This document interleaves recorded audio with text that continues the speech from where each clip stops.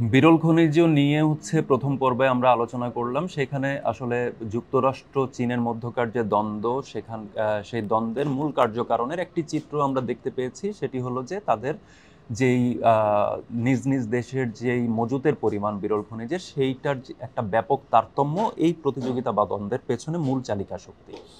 এটার পাশাপাশি আরেকটি হচ্ছে যে তাহলে এই মজুদ কেন গুরুত্বপূর্ণ হয়ে উঠছে বা এই সম্পর্কিত প্রযুক্তি কেন গুরুত্বপূর্ণ হয়ে উঠছে, সেই প্রশ্নটি আসছে আসলে বিরল খনিজের ব্যবহার বা এটা যেই কাজে লাগে তার যেই উপযোগিতা, সেই উপযোগিতার প্রশ্নটি সামনে আসার কারণে। তো এই ক্ষেত্রে আসলে আমাদের একটু বুঝে নেওয়া দরকার যে আসলে বিরল খনিজ কি এবং কেন এটি আসলে এত গুরুত্বপূর্ণ। দর্শক, ইন্ডিপেন্ডেন্ট ডিজিটালে স্বাগত। বিরল খনিজ নিয়ে আসলে এক ধরনের দ্বন্দ্বমুখর পরিস্থিতি চলছে। আপনারা একটু খেয়াল করবেন, এই বিরল খনিজকে বলা হচ্ছে ভবিষ্যতের জ্বালানি। একটু যদি আমরা বর্তমানের যে জ্বালানি, যেটাকে আমরা চিনি জ্বালানি তেল, সেই জ্বালানি তেলের প্রসঙ্গটার দিকে যদি আমরা একটু তাকাই, তাহলে আমরা দেখব যে জ্বালানি তেল রপ্তানিকারক দেশগুলোর যে সংগঠন ওপেক, সেই ওপেকের নিয়ন্ত্রণে আছে বৈশ্বিক যেই জ্বালানি তেল উৎপাদন বা যেই সক্ষমতা, সেই মোট জ্বালানি তেলের বাজারের 41% আছে ওপেকের হাতে। এই ওপেক এবং ওপেকের নিয়ন্ত্রক হিসেবে যুক্তরাষ্ট্র কিন্তু সারা বিশ্বে ছড়ি ঘোরাচ্ছে।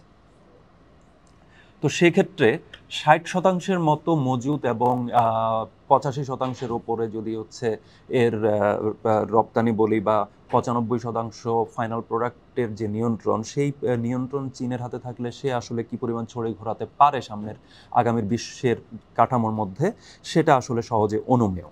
তো এক্ষেত্রে একটু ওয়াশিংটন ভিত্তিক ডিপ্লোমেট সাময়িকী দ্য ডিপ্লোমেটের একটি প্রতিবেদনের এই সম্পর্কিত একটি ডেটার দিকে একটু চোখ বোলানো যাক। সেখানে বলা হচ্ছে যে বিশ্বের মোট বিরল খনিজের 60% আকরিকের নিয়ন্ত্রণ চীনের হাতে, আর 85% আকরিকের উৎপাদন চীনের নিয়ন্ত্রণে। এর পাশাপাশি বিভিন্ন ধরনের পণ্য উৎপাদনের হিসাব ধরলে এ নিয়ন্ত্রণ 95%। অর্থাৎ এই বিরল খনিজের যেই টোটাল গ্রাউন্ডটি, সেই গ্রাউন্ডে পুরো মাত্রায় আসলে ছড়ে ঘোরাচ্ছে চীন। ফলে এ নিয়ে যুক্তরাষ্ট্রের দুর্ভাবনায় না পড়ার কোনো কারণ নেই। কারণ এই বিরল খনিজের উপরে আসলে আধুনিক প্রযুক্তি পণ্য বলতে আমরা যা বুঝি, আমাদের জীবনের সাথে যা জড়িয়ে পড়েছে একেবারে, মোটামুটি নিম্নবিত্ত থেকে শুরু করে একদম উচ্চবিত্ত পর্যন্ত যেই অংশটি তাদের জীবন যাপনের সাথে অনেক ধরনের পণ্য আজ যুক্ত, সেই পণ্যগুলো এর সাথে সরাসরি যুক্ত। একটি উদাহরণ দেওয়া যাক। আপনারা এই ভিডিওটি আসলে যেই প্ল্যাটফর্মে দেখছেন, বা হতে পারে এটি মোবাইল, হতে পারে এটি টেলিভিশন, হতে পারে এটি কম্পিউটার, যেটাতেই আপনি দেখে থাকেন না কেন, সেইটার উৎপাদনের সাথে সেই পণ্যটি বা সেই প্রযুক্তিটি আপনার হাতে যে গিয়ে পৌঁছেছে, সেটার পেছনে আছে বিরল খনিজ। কীরকম সেটা? হাতে থাকা সেলফোন, কম্পিউটার, টেলিভিশন, গাড়ি থেকে শুরু করে একদম ক্ষেপণাস্ত্র পর্যন্ত, বা মহাকাশ অভিযানে পাঠানো যে রকেট, সেই রকেটে পর্যন্ত বিরল খনিজ প্রয়োজন হয়। আধুনিক যুদ্ধ বিমান যুক্তরাষ্ট্রের যে একদমই তার সমরাস্ত্র বা সমর শক্তির যে মুকুট, সেই মুকুটের একদম যেই মূল যে শোভাটি, সেই শোভার নাম F-35। সেই F-35 যুদ্ধ বিমানেও কিন্তু বিপুল পরিমাণে বিরল খনিজের প্রয়োজন পড়ে। এবার একটু গভীরে যাওয়া যাক। আসলে বিরল খনিজ বলতে আসলে কোনগুলোকে বোঝানো হচ্ছে? বিরল খনিজ আমি যদি একটু বলি যে বিরল খনিজ একটি জোট বলতে পারেন, যেখানে আসলে 17টি মৌল রয়েছে। এর ভিতরে 15টি ল্যান্থানাইট সিরিজের পর্যায় সারণী বলে একটি সারণী আছে, যেখানে এখন পর্যন্ত আবিষ্কৃত যতগুলো মৌল আমরা জানি, সেই সবগুলো মৌলকে স্থান দেওয়া হয়েছে। সেই পর্যায় সারণীর নিচের দিকে একটি সারণী আলাদাভাবে রাখা আছে, সেটার নাম ল্যান্থানাইট সারণী বা ল্যান্থানাইট সিরিজ বলা হয়। সেখানকার 15টি মৌল এবং এর সাথে আছে ইট্রিয়াম এবং স্ক্যান্ডিয়াম। তো এই মৌলগুলোর যেগুলো সেই এগুলোকে বলা হয় রেয়ার আর্থ ম্যাটেরিয়ালস, বাংলায় বললে বিরল মৃত্তিকা ধাতু। তো মৃত্তিকাতে যেহেতু পাওয়া যায়, এটা বিরল হবে কেন? বিরল আসলে যে কারণে সেটি এর খনি থেকে এর উত্তোলন বা এর প্রক্রিয়াকরণ একটু জটিল, এবং এটি আসলে পরিবেশ বান্ধব না হওয়ার কারণে এটা উত্তোলনের ক্ষেত্রে নানা ধরনের বিধিনিষেধ আছে। আবার পরিবেশ বান্ধব পদ্ধতিতে যদি উত্তোলন করতে যাওয়া হয়, তাহলে এটা আসলে কমার্শিয়ালি ভায়াবল হয় না। অর্থাৎ এটা তখন ব্যয় যায়, উৎপাদন ব্যয় বেড়ে যায়। তো আমরা একটু এই আলোচনার একটু পাশে রেখে আমরা একটু যদি দেখি যে এই 17টি মৌল আসলে কি কি। শুরুতেই দুটির নাম বলেছি, স্ক্যান্ডিয়াম এবং ইট্রিয়াম। এর পাশাপাশি রয়েছে cerium, praseodymium, dysprosium, terbium, lanthanum, gadolinium, thulium, ytterbium, neodymium, europium, promethium, holmium, lutetium, erbium এবং সামারিয়াম। তো এই যে 17 মৌল, এই 17 মৌলের মধ্যে মোটা দাগে সবগুলো নয়, আসলে 5টি খুবই গুরুত্বপূর্ণ হিসেবে চিহ্নিত। এই 5টির মধ্যে আছে হচ্ছে নিওডিমিয়াম, ইউরোপিয়াম, টার্বিয়াম, ডিসপ্রোসিয়াম এবং ইট্রিয়াম। তো এগুলোর ব্যবহার তুলনামূলক প্রযুক্তি পণ্যগুলোতে বেশি, এবং এটার ব্যবহার এতটাই বেশি, এইসব মৌলের ব্যবহার বা এই খনিজগুলোর ব্যবহার এতটাই বেশি যে এগুলো ছাড়া বর্তমানের প্রযুক্তি বিশ্বের কোনো কিছুই আসলে কল্পনা করা যায় না। একটু এটা অনেকটা হচ্ছে আপনার ফ্রাঙ্ক হারবার্টের সেই সিনেমা ডিউনের সাথে হচ্ছে তুলনা করা যায়। ডিউনের যে বলা হয় যে মহাকাশে যে মানুষ ঘাঁটি গাড়লো, সেই মানুষ ঘাঁটি গাড়লো আসলে একটি বিশেষ উপাদানের কারণে, যাকে তারা হচ্ছে সিনেমাতে বলছে স্পাইস। তো বিরল খনিজ হচ্ছে এই সময়ের বা এই প্রযুক্তি শাসিত বিশ্বের সেই স্পাইস, যা আসলে মানুষকে এই প্রযুক্তি ব্যবহার এবং প্রযুক্তি দিয়ে হচ্ছে নিজের জীবনকে সহজ করার কাজটি করেছে। আমরা যদি আলোচনা এর পরের কয়েক পর্ব যদি আপনারা এগোতে থাকেন, তাহলে দেখবেন যে স্পাইসের সাথে এটা আরেকটা কারণেও তুলনাযোগ্য, সেটি হচ্ছে এর উপস্থিতি মহাকাশেও রয়েছে, এবং সেটা নিয়ে মহাকাশেও একই ধরনের আসলে এক ধরনের প্রতিযোগিতা চলছে। সো মানুষের আসলে মহাকাশে তার বিস্তার ঘটানো বা মহাকাশে তার চিহ্ন বা পদচিহ্ন ছড়িয়ে দেওয়ার যে চেষ্টা, সেটার পেছনে এই বিরল খনিজের একটা গুরুত্বপূর্ণ ভূমিকা আছে। সেটাতে আমরা একেবারে মোটামুটি এক ধরনের হালনাগাদ যেই তথ্যগুলো আমাদের আছে, সেটা আমরা তুলে ধরবো আরেক পর্বে। আমরা একটু যাই যে বিরল খনিজের ব্যবহারের জায়গাগুলো আসলে কি কি। বিরল খনিজের ব্যবহারের জায়গায় যদি আমরা যাই, সেখানে দেখব যে একটি তথ্য আমাদের দিচ্ছে হচ্ছে বিজ্ঞান সম্পর্কিত ওয়েবসাইট সায়েন্স নিউজ। তারা বলছে তুলনায় এই বিরল খনিজের 17 মৌলের মধ্যে তুলনায় কম গুরুত্বপূর্ণ হিসেবে বিবেচিত হচ্ছে সেরিয়াম, সেইটাও আবার পেট্রোলিয়াম পরিশোধনে কাজে লাগে। আবার আরেকটির কথা যদি আমরা বলি গ্যাডোলিনিয়াম, গ্যাডোলিনিয়াম আবার কাজে লাগে হচ্ছে নিউক্লিয়ার চুল্লিতে নিউট্রন ক্যাপচারে। তো এই দুটি জিনিস, নিউট্রন চুল্লিতে আপনি নিউট্রন ক্যাপচার করছেন নিউক্লিয়ার চুল্লিতে, সেই নিউট্রন ক্যাপচারের যদি আপনার হেরফের হয় বা সেখানে যদি হয়, আপনার বিদ্যুৎ উৎপাদন বলেন বা বাকি যে নিউক্লিয়ার চুল্লির যে বাকি কার্যাবলী, সেইটাতে কিন্তু হ্যাম্পার হবে। ফলে ওই প্রযুক্তিটি বা ওই কাঠামোটি আসলে চলবে না এই গ্যাডোলিনিয়ামের অভাব যদি হয়, গ্যাডোলিনিয়াম যদি আমার হাতে না থাকে। আবার পেট্রোলিয়াম পরিশোধনের ক্ষেত্রে যেহেতু সেরিয়াম কাজে লাগে, সেই পেট্রোলিয়ামের যে বাজার, সেটার সাথে আসলে সেরিয়ামের বাজার সম্পৃক্ত। তো মোটা দাগে আসলে বিরল খনিজের সবচেয়ে বেশি ব্যবহার হচ্ছে আলোক বিকিরণ এবং চৌম্বক ধর্মের কারণে। তো এই চৌম্বক ধর্মের কারণটি কেন, তার ভিতরে এই বৈশিষ্ট্যটি আছে, সেটা আমরা একটু পরে আলোচনা করছি। সেখানে যাওয়ার আগে আমরা বলি যে আমরা যে স্মার্টফোন, একটু আগে যেটা বললাম যে ভিডিওটি যেখানে দেখছেন, সেখানে আপনি এক ধরনের রঙিন ভিডিওটি দেখছেন, তাই তো? তো সেই রঙিন ভিডিও যদি আমি বলি, সেই বা আপনি যে শব্দটি শুনছেন, হয়তো হেডফোন কানে দিয়ে শুনছেন, তো সেই হেডফোনে যে শব্দটি আসছে, বা আপনি একটু আগেই যেই পণ্যটি কিনে আনলেন একটি ব্যাংক নোট দিয়ে, সেটার মধ্যে হচ্ছে এক ধরনের নিরাপত্তা সংকেত আছে। কখনো দেখা যায় যে একদম মানুষ বড় নোট পেলে কি করে, চোখের সামনে একটু আলোতে ধরে নিরাপত্তা সংকেতগুলো বুঝে নেয়, এবং সেটা যদি না থাকে তাহলে বলে যে টাকাটা জাল, আপনাকে ফিরিয়ে দেয়। সো সেই ব্যাংক নোটের যে নিরাপত্তা সংকেত বা ক্ষেপণাস্ত্রের যেই কাঠামো, সেই কাঠামোর মধ্যে যে তাপ সংবেদী যেই আবরণটি থাকে, সেই আবরণ যদি আমি বলি, সেখানে বা সাগরের নিচ দিয়ে যে ফাইবার অপটিক লাইন, অর্থাৎ যে ফাইবার অপটিক লাইনের কল্যাণে হচ্ছে ইন্টারনেট অ্যাভেলেবেল হচ্ছে, বা ইন্টারনেট অ্যাভেলেবেল হওয়ার কারণে আপনি ভিডিওটি দেখছেন, বা আমরা বিভিন্ন ধরনের কন্টেন্ট ইন্টারনেটে বা বিভিন্ন লেখা আমরা ইন্টারনেটে দেখতে পাচ্ছি, বা বিভিন্ন তথ্যের এক ধরনের প্রবাহ, বা আপনি সোশ্যাল মিডিয়া চালাতে পারছেন, সেইটার সাথে কিন্তু সরাসরি যুক্ত হচ্ছে এই বিরল খনিজের প্রাপ্যতার বিষয়টি। তো শক্তিশালী নির্ভরযোগ্য চুম্বক তৈরি বা হচ্ছে স্মার্টফোনে যেই রঙিন যেই ভিডিও, বিভিন্ন ধরনের কালার যখন আসছে, আমরা প্রথম দিকের যখন মোবাইল ফোন, আপনারা যাদের বয়স একটু বেশি তারা হয়তো জানেন যে প্রথম দিককার মোবাইল ফোন কিন্তু ছিল সাদা কালো, ব্ল্যাক অ্যান্ড হোয়াইট। তারপর আমরা পেলাম হচ্ছে কালার স্ক্রিন, এবং শুরুতে কিন্তু সবগুলো স্ক্রিন কালার আমরা পাচ্ছিলাম না, তখন হয়তো দুটি রং দিয়ে আমরা পেয়েছি, বা এরপরে ধীরে ধীরে খুব অল্প সময়ের মধ্যে আমরা দেখলাম যে আমরা মোটামুটিভাবে RGB অর্থাৎ মৌলিক কালারগুলোকে সমন্বয় করতে পারছি, এবং সেখান থেকে বিচিত্র সব রং আমরা দেখতে পাচ্ছি। তো সেই কাজটি কিন্তু করেছে এই বিরল খনিজ তার বিকিরণ যে ধর্ম, বিকিরণের যে বৈশিষ্ট্য, সেই বিকিরণ বৈশিষ্ট্যের কারণে। তো বিষয় হচ্ছে যে এই ধরনের যাবতীয় যে বিষয়গুলো, এমনকি যে কোয়ান্টাম কম্পিউটারের স্বপ্ন মানুষ দেখছে, এ নিয়ে বিস্তর গবেষণা মানুষ করছে। আপনারা জানেন অ্যালফাবেট বিপুল অঙ্কের টাকা এখানে বিনিয়োগ করে রেখেছে। অ্যালফাবেটের পাশাপাশি আমাজনের বিনিয়োগ আছে, মেটার বিনিয়োগ আছে, নানা প্রযুক্তি যে মুঘল যতগুলো বড় বড় প্রতিষ্ঠান আছে তারা হচ্ছে এই কোয়ান্টাম কম্পিউটিংয়ে বিনিয়োগ করে বসে আছে। এবং বলা হয় যে কোয়ান্টাম কম্পিউটার যে প্রথম তৈরি করবে বা অপারেশনাল মোডে যে প্রথম নিয়ে যেতে পারবে তার সকল সম্ভাব্যতা নিয়ে, সে আসলে ভবিষ্যৎ পৃথিবীতে রাজ করবে। কোয়ান্টাম কম্পিউটিং আলাদা একটি জগতের সূচনা করবে। তো সেইটার ক্ষেত্রে বলা হচ্ছে বিরল খনিজের উপরে এই কোয়ান্টাম কম্পিউটিং প্রযুক্তিটি অনেকাংশেই হচ্ছে নির্ভরশীল। কথা হলো, এই 17 মৌলের কি এমন বিশেষত্ব আছে যে সে এতগুলো জায়গায় এত গুরুত্বপূর্ণ ভূমিকা রাখছে? এখানে রসায়ন সম্পর্কে বা মৌলের কাঠামো সম্পর্কে যাদের যাদের বিন্দুমাত্র ধারণা আছে তারা হয়তো জানবেন যে মৌলের ভেতরে আসলে 3 ধরনের কণা, স্থায়ী কণা যেগুলোকে বলে, ইলেকট্রন, প্রোটন এবং নিউট্রন, এই 3 ধরনের কণা থাকে। এবং এই ইলেকট্রনগুলো আসলে বিভিন্ন অরবিটালে বন্টন করা অবস্থায় থাকে, সেগুলো স্থায়ী কক্ষপথ থাকে। আবার এই স্থায়ী কক্ষপথের পাশাপাশি হচ্ছে আমার বিভিন্ন ধরনের ভাগ আমাদের আছে, সেখানে নানা ধরনের অরবিটাল আমরা বলি, সেটা হচ্ছে SPDF। এর ভিতরে সর্বশেষটি আমরা বললাম এফ। এর এই 17 মৌলেরই বৈশিষ্ট্য হচ্ছে তার এফ অরবিটালে ইলেকট্রন আছে।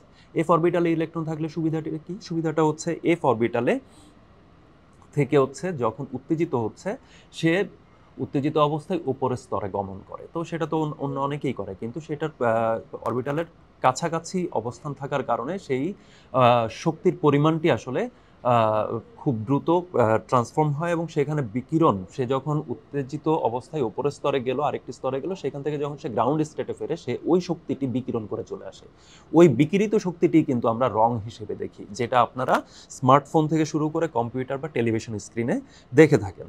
আরেকটি বৈশিষ্ট্য আছে, সেটা হচ্ছে এফ অরবিটালের জায়গা হচ্ছে সে 60টি ব্লকে হচ্ছে ইলেকট্রন রাখতে পারে। সেই 60টি ব্লকের মধ্যে দুটি, প্রত্যেক ব্লকে এক জোড়া করে ইলেকট্রন থাকতে পারে। ফলে ওইখানে যেহেতু ডিস্ট্রিবিউশনের উত্তেজিত অবস্থায় হচ্ছে, সেখানে সবচেয়ে বেশি সম্ভাবনা থাকে সিঙ্গেল স্পিন, অর্থাৎ ইলেকট্রন একটি জোড় যখন থাকে, একটি যদি ক্লকওয়াইজ স্পিন করে আরেকটি অ্যান্টি ক্লকওয়াইজ স্পিন করে, ফলে যেই ইলেকট্রনের যে প্রবাহের কারণে যেই তড়িৎচুম্বকীয় বল তৈরি হয়, একটি আরেকটাকে নেগেট করে তারা একসাথে থাকতে পারে।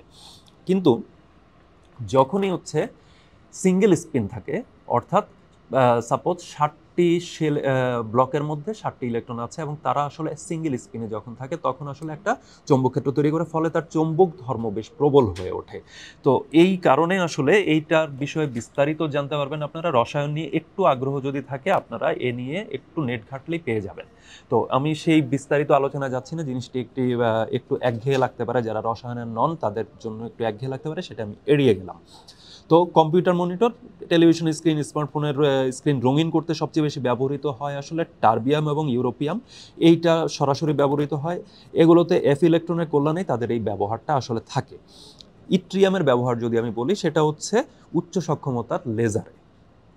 ইট্রিয়াম, অ্যালুমিনিয়াম, গার্নেট বা সংক্ষেপে বললে YAG ব্যবহার করা হয় এই ধরনের উচ্চ সক্ষমতার লেজারে। আর এর সাথে যদি নিউডোমিনিয়ামকে যদি হচ্ছে জুড়ে দেওয়া হয়, তবে এর ব্যবহারিক বৈচিত্র্য বেড়ে যায়। কতটা, কী ধরনের ব্যবহারিক বৈচিত্র্য বেড়ে যায় সেটা একটু শুনলে বুঝবেন। স্টিল কাটার থেকে শুরু করে আপনি শরীরে যে ট্যাটু আঁকেন, সেই ট্যাটু আঁকা পর্যন্ত এই যেই নিউডোমিয়াম YAG, এইটার ব্যবহার ব্যাপকভাবে আছে। তারপরে একইভাবে হচ্ছে চিকিৎসায় অস্ত্রোপচারের ক্ষেত্রে ব্যবহার করা হয় আরবিয়াম YAG, এটা শঙ্কর মূলত এগুলো। আর ল্যান্থেনামের ব্যবহার করা হয় নাইট ভিশন গগলসে, রাতে দেখার জন্য। এটা মূলত সামরিক ক্ষেত্রে এটা ব্যাপকভাবে ব্যবহৃত হয়। আরবিএমের কল্যাণে বিঘ্নহীন ইন্টারনেট ব্যবহার হয়। এটা একটু ব্যাখ্যা করি। ব্যাখ্যার বিষয়ে গেলে হচ্ছে দেখা যাবে যে আমরা এখন যেই ইন্টারনেটের মাধ্যমে যে তথ্য প্রবাহের সাথে যুক্ত, সেটার আলোক তরঙ্গের মাধ্যমে পাঠানো হয়। সেই আলোক তরঙ্গের তরঙ্গ দৈর্ঘ্য হচ্ছে 1550 ন্যানোমিটার। আরবিএমও ঠিক একই তরঙ্গ দৈর্ঘ্যের তরঙ্গ বিকিরণ করে। এর পাশাপাশি যদি বলি যে ধরুন আপনি কিবোর্ড চেপে কোনো একটা কিছু লিখছেন, সেই কম্পিউটারে হয়তো মানুষের ঘরে ঘরে পৌঁছাতোই না। আজকে যে কম্পিউটার আপনি দেখছেন বা যে কম্পিউটার কল্যাণে আমরা তদ্নগদ নানা ধরনের ইন্টারনেটের অ্যাক্সেস থেকে শুরু করে নানা ধরনের সেবা বা নানা ধরনের সুযোগ আমরা পাচ্ছি, সেটা হয়তো আপনার পকেট পর্যন্ত আসতোই না, বা আপনার স্মার্টফোনটি আপনার হাতেই হয়তো থাকতো না যদি এই বিরল খনিজ না থাকতো। 1945 সালে বিশ্বের প্রথম যে প্রোগ্রামেবল কম্পিউটার ইনিয়াক তৈরি করা হয়, সেটার ওজন ছিল 4টি হাতির সমান। 4টি হাতির ওজনের সমান ছিল ইনিয়াকের ওজন। সেই কম্পিউটার কিন্তু হচ্ছে আপনার পকেটে ঢুকে গেল কেন? বিরল খনিজের কল্যাণে যে চুম্বক, অতি ক্ষুদ্রকায় কিন্তু অতি শক্তিশালী চুম্বক যখন তৈরি হলো, তখন দেখা গেল যে প্রাকৃতিক যে চুম্বক, অর্থাৎ যে বিশাল আকারের যে চুম্বকের মাধ্যমে আপনি যেই সক্ষমতা পেতেন, সেটি আসলে অতি ক্ষুদ্রকায় এইভাবে বিরল খনিজের মাধ্যমে তৈরি যে চুম্বক সেটাই আপনাকে দিচ্ছে। সেটা কীরকম? 3 কেজির বিরল খনিজের মাধ্যমে নিওডিমিয়াম আয়রন বোরন চুম্বকের কথা এখানে বলা যায়। নিওডিমিয়াম আয়রন বোরন ব্যাপক, এই সংকরের চুম্বক আসলে ব্যাপকভাবে ব্যবহৃত হয়। এই চুম্বকের 3 কেজির এরকম একটি চুম্বক যদি আমি ব্যবহার করি, তাহলে এটা দিয়ে 300 কেজির বেশি ওজন তোলা সম্ভব। তাহলে বোঝাই যাচ্ছে এই চুম্বকের শক্তিমত্তা আসলে কি লেভেলের। বিশ্বের স্থায়ী চুম্বকের, বর্তমানে বিশ্বের যে স্থায়ী চুম্বকগুলো ব্যবহার করে বিভিন্ন প্রতিষ্ঠান বিভিন্ন প্রযুক্তিতে, তার 95% হচ্ছে এই বিরল খনিজের বিভিন্ন সংকর। তো এ তো বোঝা গেল, বা আমার যদি হচ্ছে আয়রন বোরন সংকরে গড়া চুম্বকের কথা আমরা বললাম, এমআরআই মেশিনে এটা ব্যবহার করা হয়। এর সাথে যদি ডিসপ্রোসিয়াম জুড়ে দেওয়া হয়, তবে এটি আসলে তাপসহ হয়ে ওঠে, এবং তাপসহ হয়ে ওঠার কারণে এটা আসলে বিদ্যুৎ চালিত যে গাড়ি, ইলেকট্রিক ভেহিকেল বা ইভি যেটাকে সংক্ষেপে বলে, সেইটা, বা উড়োজাহাজ বা এই ধরনের মোটর যেগুলোতে ব্যবহার করতে হয়, যেখানে আসলে তাপ উৎপন্ন হয়, এবং তাপ উৎপন্ন হওয়ার কারণে তাপসহ একটা বিষয় প্রয়োজন পড়ে, সেই সব জায়গায় আসলে হচ্ছে ফলে যানবাহন, generator, speed sensor, radar system, communication satellite, এগুলোতে আসলে এই ডিসপ্রোসিয়াম, নিওডিমিয়াম আয়রন বোরন চুম্বকটি ব্যবহার করা হয়। এর পাশাপাশি আরেকটি বড় ক্ষেত্র হিসেবে সামনে আসতে হচ্ছে, আপনারা জানেন বৈশ্বিক উষ্ণায়ন এবং জলবায়ু পরিবর্তন নিয়ে ব্যাপক আলোচনা চলছে চারপাশে, এবং এই ব্যাপক আলোচনার মাঝখানে যে প্রসঙ্গটি চলে আসছে, সেটি হচ্ছে আমাদের আসলে নবায়নযোগ্য জ্বালানি বা পরিবেশ বান্ধব জ্বালানিতে যেতে হবে। সেই পরিবেশ বান্ধব জ্বালানির মধ্যে একটি হচ্ছে ধরেন বায়ু বিদ্যুৎ কল বা উইন্ডমিলের কথা আসছে, বা আরেকটি আসছে হচ্ছে সোলার প্যানেলের কথা। দুটিই কিন্তু আসলে তৈরিতে বিরল খনিজের প্রয়োজন হয় ব্যাপকভাবে। তো মোটামুটি ব্যবহারের জায়গাটা বোঝা গেল। এখন হচ্ছে বাজার আসলে কত। বাজার হচ্ছে, আপনি যদি ধরে নেন যে এই বাজারের প্রসঙ্গটি, সেখানে স্মার্টফোনের কথা আমরা বললাম, আমরা সবগুলোতে হয়তো যেতে পারবো না, আমরা একটু একটু ধারণা দেওয়ার চেষ্টা করি। স্মার্টফোনের বাজারের কথা আমরা বললাম। এই বাজারের বিষয়ে হচ্ছে ফরচুন বিজনেস ইনসাইট, তারা টোটাল বৈশ্বিক বাজার এবং হচ্ছে বিভিন্ন পণ্যের বাজার নিয়ে হচ্ছে পর্যালোচনা করে এই সম্পর্কিত প্রতিবেদন প্রকাশ করে। তাদের সর্বশেষ প্রতিবেদনে বলা হয়েছে 2029 সাল নাগাদ স্মার্টফোনের বাজার, বৈশ্বিক বাজার দাঁড়াবে $79,251 কোটি। আর পরিসংখ্যান ভিত্তিক ওয়েবসাইট স্ট্যাটিস্টা জানাচ্ছে, গৃহস্থালিতে ব্যবহৃত ছোটোখাটো স্মার্ট ডিভাইস যেগুলো আমরা ব্যবহার করি, সেইটার বাজারের আকার দাঁড়াবে হচ্ছে $25,000 কোটি। এর পাশাপাশি যদি আমরা ইলেকট্রিক ভেহিকেলের কথা বলি, যেটা আমরা একটু আগে আলোচনা করলাম, এই ইলেকট্রিক ভেহিকেলের বাজারের পরিমাণ 2025 সালে বৈশ্বিক বাজার দাঁড়াবে $78,000 কোটি। আর এই $78,000 কোটি কিন্তু $38,000 কোটি বাজার দখল করে বসে আছে চীন। অথচ ইলেকট্রিক ভেহিকেলের বাজারে কিন্তু চীন একটু পরে প্রবেশ করেছিল। আর কম্পিউটার, ল্যাপটপ ইত্যাদির বাজারে ঢুকলে দেখা যাবে যে এখনই এই বাজারের আকার আছে হচ্ছে $46,000 কোটি বেশি, যা বছরের শেষ নাগাদ $50,000 কোটি ছাড়িয়ে যাবে। কথা হলো, বিরল খনিজের বাজার তো এত বড় না। বিরল খনিজের যেই আকরিক বলি, বা হচ্ছে বিরল খনিজের যে একদম বিভিন্ন পণ্যে প্রবেশের আগে যে কাঁচামাল পর্যায়ে যে বাজার ধরি, সেটার বাজার এখনও হচ্ছে এই কিছুদিন আগে $400 কোটি বাজার ছাড়ানো। তাহলে বিষয় হচ্ছে যে তাহলে এর মূল্যমানটি আসলে কিছুটা, আমরা মাত্র অল্প কয়েকটি স্মার্টফোন, কম্পিউটার, ল্যাপটপ, বা হচ্ছে গৃহস্থালিতে ব্যবহৃত স্মার্ট ডিভাইস বা ইলেকট্রিক্যাল ভেহিকেল, এগুলোর কথা আমরা বললাম মাত্র। এর পাশাপাশি যদি সামরিক সরঞ্জামের কথা বলি বা চিকিৎসা সরঞ্জামের কথা বলি, তাহলে এই বাজারের আকারটি আসলে কোন পর্যায়ে পর্যন্ত হতে পারে সেটি সহজে আসলে অনুমেয়। এখানে এই বাজারের আকারের প্রশ্নটি আসছে, এটার সাথে যুক্ত আছে হচ্ছে মহাকাশ প্রযুক্তি প্রশ্নটি। সেটাকে যুক্ত করলে এর আকারটি আসলে এত বিপুল হবে যে যেটা আসলে আমাদের এই মুহূর্তে আমরা হিসাবটি করতে পারছি না। তো এখানে এর সাথে যদি ভবিষ্যতের যে জ্বালানি বাস্তবতা অর্থাৎ টেকসই জ্বালানি বা পরিবেশ বান্ধব জ্বালানির প্রসঙ্গটিকে যদি আমরা যুক্ত করে নেই, সেক্ষেত্রে এর বাজার বা ভবিষ্যতের টোটাল যাবতীয় পণ্যের উৎপাদন সম্পর্কিত যে কাঠামোটি, সেই কাঠামোটি এর সাথে যুক্ত হয়ে যাবে। ডোনাল্ড ট্রাম্প যতই বলুন যে বৈশ্বিক উষ্ণায়ন বা জলবায়ু পরিবর্তন একটা গুজব, তিনি শুরু থেকে এটাকে হোক্স বা গুজব হিসেবে উড়িয়ে দিচ্ছেন, কিন্তু তিনিও খুব ভালো করে জানেন যে টেকসই জ্বালানি বা পরিবেশ বান্ধব জ্বালানিতে যদি তিনি রূপান্তর না করেন নিজ দেশের জ্বালানিকে, তাহলে আসলে তিনি এবং তার দেশ বা তার সাম্রাজ্য পুরোটাই বিপদে পড়ে যাবে। এটা যুক্তরাষ্ট্রের সবাই বোঝে। আর দ্বিতীয় বিষয় হচ্ছে যে আপনারা জানেন যে ডোনাল্ড ট্রাম্প প্রশাসনের একটি বড় দায়িত্বে আছেন হচ্ছে ইলন মাস্ক, যার বিভিন্ন তৎপরতা এবং যার বিভিন্ন প্রভাব আমরা ইতিমধ্যে দৃষ্টিগোচর হয়েছে আমাদের। তিনি কিন্তু তার যে ইলেকট্রিক ভেহিকেল, তার যে one of the signature investment, সেটা হচ্ছে টেসলা। সেই টেসলা বা আমরা যদি স্পেস এক্সের কথা বলি, স্পেস এক্স আমরা একটু আগে বলেছি মহাকাশ প্রযুক্তির সাথে বিরল খনিজ যুক্ত। ফলে এই টেসলার পক্ষে কখনোই আসলে কাঙ্ক্ষিত ফল এনে দেওয়া সম্ভব হবে না যতদিন পর্যন্ত তিনি বিরল খনিজের একটি বিপুল এবং নির্ভরযোগ্য ভাণ্ডার তার হাতে না আসছে। ফলে চীনের উপরে তার যে নির্ভরতা, সেই নির্ভরতা কাটাতে ইলন মাস্ক তো বটেই, এবং ইলন মাস্ক বা জাকারবার্গ বলি বা এই ধরনের যেই প্রযুক্তি মোগলরা উপস্থিত, তাদের যে লড়াই, সেই লড়াইটিকে আসলে অনুদিত করছেন রাজনীতিতে ডোনাল্ড ট্রাম্প বা জো বাইডেনের কথা আগে এসেছে, তাদের মতো যে রাজনীতিকরা বা এইদিকে শি জিনপিং এর কথা আসছে, তারাই আসলে এই ভবিষ্যতের পৃথিবীর জ্বালানি প্রশ্নে আসলে এই প্রযুক্তির মুঘলদের যে চাহিদাপত্র, সেই চাহিদাপত্রকে অনুদিত করছেন। ফলে বিভিন্ন বিচিত্র ধরনের প্রযুক্তি পণ্যের বাজার সামনে যে সম্প্রসারণ হবে, আরও বেশি স্মার্ট ডিভাইস যে আমাদের চারপাশে এসে হাজির হবে, রোবোটিক টেকনোলজির কথা আমরা জানি, সেই টেকনোলজি ক্রমাগত সম্প্রসারিত হচ্ছে, বিকশিত হচ্ছে। সেই বিকাশের পথে, সেই বিকাশের জায়গায় পৌঁছে যাওয়া, কোয়ান্টাম কম্পিউটিংয়ের কথা আমরা বললাম, সেইটার পথে আসলে হচ্ছে এই যে বিরল খনিজ, সেইটা যতদিন না পাওয়া যাচ্ছে ততদিন পাওয়া যাচ্ছে না। এই বাজার তো সম্প্রসারিত হবেই, সেইটা শনৈ শনৈ এগিয়ে যাবে। ফলে পরাশক্তিগুলো চেষ্টা করছে যে সামনের এই বাজারে, সামনের এই প্রতিযোগিতামূলক পরিস্থিতিতে টিকে থাকার জন্য এই বিরল খনিজের মালিকানা বুঝে নিতে। সেই জন্য নানা ধরনের ভূরাজনৈতিক খেলা চলছে, নানা ধরনের তৎপরতা চলছে, বিভিন্ন দেশের সরকার ওলটপালট করে দেওয়ার মতো ঘটনা, সামরিক অভিযান থেকে শুরু করে নানা কিছুই কিন্তু ঘটছে। আমরা সেই জিনিসগুলো জানবো পরের পর্বগুলোতে। ধন্যবাদ, আজ এ পর্যন্ত।